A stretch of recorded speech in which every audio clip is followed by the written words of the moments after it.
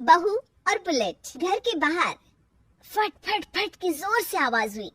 सीमा को लगा कि पटाखे फूट रहे हैं। वो डर के मारे घर से बाहर निकली। देखा तो सामने योगेश यानी कि पतिदेव एक बुलेट बाइक पर बैठे हैं। अरे डर गई क्या? बाइक लेकर आया हूँ तुम्हें घुमाने के लिए। सच में? मुझे लगा पटाखे फूट रहे हैं। अरे पटाखे भी फूटेंगे और मिठाई भी बटेगी। माँ को तो बुलाओ।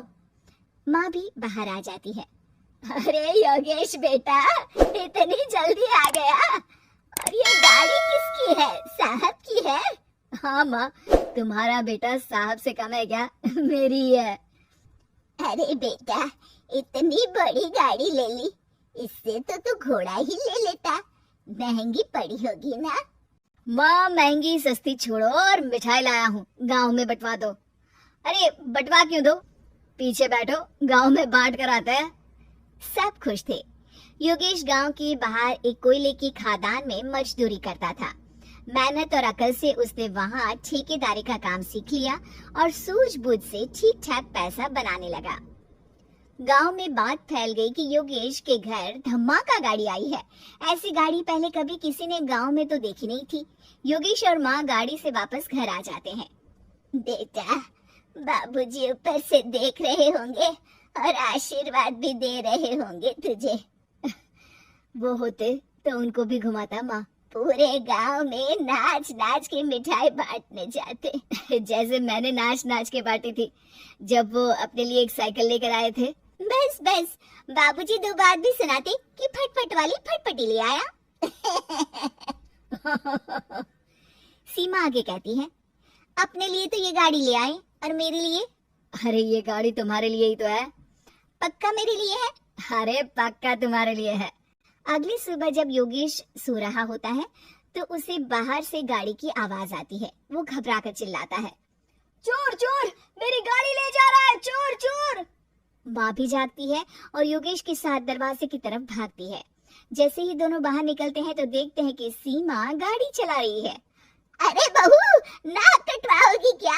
ये क्या कर रही हो? अरे गिर जाओगी, ये क्या कर रही हो तुम? सीमा गाड़ी को रोक कर कहती है, सारे गांव में घुमा लाई, कहीं नहीं गिरी। क्या? सारे गांव में घुमा लाई? अरे लोग क्या कहेंगे बहू? सोचा क्या एक बार? यही कहेंगे कि कितनी अच्छी गाड़ी है। अरे तुम्हारे बारे में। हाँ, कहेंगे ना कि देखो कितनी अच्छी गाड़ी पर बैठी है। बहू गाड़ी रखकर योगेश और सासू माँ के पास जाती है। तुमने कब गाड़ी चलाना सीखा? हमारे बाबूजी के पास पुरानी स्कूटर थी, सीख ली। फिर स्कूल में एक मास्टर जी भी ऐसी ही गाड़ी लेकर आते थे, उन्होंने सिखा दी। हाँ, स्कूल के मास्टर आजकल यही सब तो सिखा रहे हैं।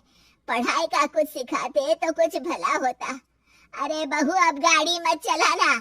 हमारे परिवार में कभी किसी औरत ने पीछे से आगे की सीट पे आने की हिम्मत नहीं की है। तुम भी मत करना, समझी? जी समझ गई माँ जी। सीमा सास की बात सुनकर चुपचाप रसोई में जाकर उदास होकर खाना पकाने लगी है। सास सुबह सुबह मंदिर से पूजा करके लौट रही होती है।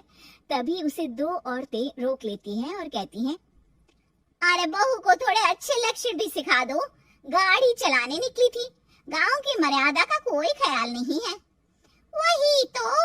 अरे पैसे आने लगे हैं तो क्या मतलब कि किसी रीति रिवाज को नहीं मानोगे? अरे समाज में रहना है तो समाज के ढंग से ही रहना पड़ता है। अरे लाज भी नहीं आई बहू को? चूल्हे चौके से निकलकर सीधे गाड़ी लेकर चौराहे चबूतरे नाप लिए, फाट फाट फाट करते हुए। अरे कुछ कह देना उसे। अरे ये क्या कहेगी? बूढ़ी सास है, इनकी थोड़ी ना चलती होगी घर में। हाँ, बहू की ही चलती होगी, मर्जी भी और गाड़ी भी। सास सब सुनकर घर आती है और बहू को चिल्ला के बुलाती है, अरे नाक कटवा दी सबके सामने गाड़ी चलाकर। औरत जात गाड़ी नहीं चलाती। शहरों में तो 4 पहियों वाली गाड़ी भी चलाती है और हेलीकॉप्टर, हवाई जहाज भी। शहर में थोड़ी ना रहती हो मैडम साहिबा। आज के बाद गाड़ी से ही नहीं, यूं भी निकलना बंद तुम्हारा घर से। माँ सही कह रही है। कहीं भी जाना हो तो मुझे बता देना, मैं लेके चलूंगा। आज माँ को तुम्हारे कारण कितनी बातें सुननी पड़ी। इतना कहते हुए योगेश वहां से चला जाता है। बारिश की वजह से कारखाने के रोड पर कीचड़ रहता है, इसीलिए योगेश गाड़ी घर रख कर जाता है और किसी से लिफ्ट लेकर कारखाने पहुंचता है ताकि नई गाड़ी गंदी ना हो। लेकिन शाम को इतनी तेज बारिश होती है कि उसे वापस आने का कोई साधन ही नहीं मिलता। बारिश बढ़ती जाती है, रात के 11 बज जाते हैं।